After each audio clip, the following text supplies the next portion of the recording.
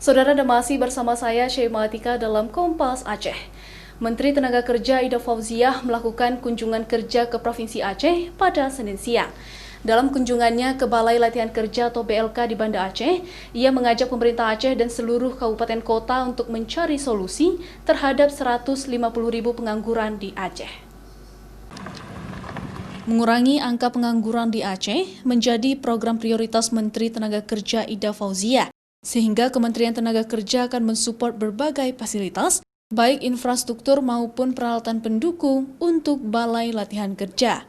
Fauziah juga mendorong agar lahirnya Skill Development Center di seluruh kabupaten kota yang dapat bekerja sama dengan Kementerian Tenaga untuk menyelesaikan persoalan pengangguran di Aceh yang saat ini mencapai 150.000 orang. Saat ini Fauziah menyebutkan, BLK Pusat di Banda Aceh dan sejumlah BLK UPTD di kabupaten kota dapat menampung 80.000 lebih peserta untuk dilatih berbagai keterampilan yang dapat meningkatkan kompetensi agar angkatan kerja di Aceh dapat diselesaikan.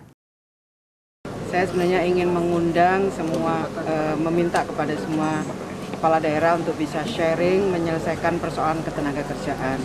Ada pekerjaan yang harus kita selesaikan. Kita punya pengangguran di Aceh ini 150.000. Apa yang bisa dilakukan melalui Balai Latihan Kerja, baik punyanya pemerintah pusat seperti di Banda Aceh ini maupun BLK UPTD.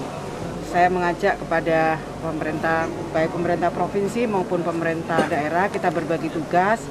Kami memberikan bantuan fasilitasi, baik itu instrukturnya, peralatannya. Nah, berharap ada sharing juga dari pemerintah provinsi maupun kabupaten kota agar peningkatan kompetensi